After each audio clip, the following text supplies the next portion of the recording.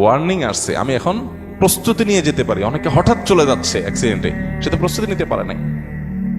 খারাপ কাজ করতে করতে গুনাহের পথে রাখতে তওবা করার আগে সে চলে গেল। আলহামদুলিল্লাহ, আমার তো একটা ওয়ার্নিং পিরিয়ড পাইছি, এই সুযোগে আমি তওবা করে আমার আখিরাতটাকে সুন্দর করে যেতে পারি। প্রত্যেকটা নেগেটিভ জিনিসকে পজিটিভ দেখা যায়। বিশেষ করে আজকালকার যে হতাশা, এগুলো বেশিরভাগই হলো আমাদের অনেক খাই খাই স্বভাবের কারণে।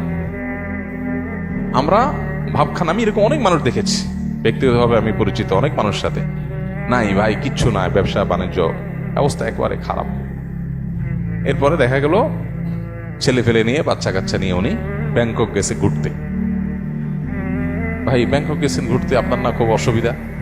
ভাই এইটা তো 10-20-50 লাখ তো অ্যাকাউন্টে আছেই, এটা তো কোনো ইয়ে না। আমি কোটি কোটি টাকার যে ব্যবসা আছে আমি সেটা কথা বলতেছি, ফ্যাক্টরিগুলো বন্ধ, হান তান, কিন্তু ওনার সব চলতেছে। মানুষের চাহিদা যত বাড়ে সে তত দুঃখী হয়, চাহিদা যত কমে সে তত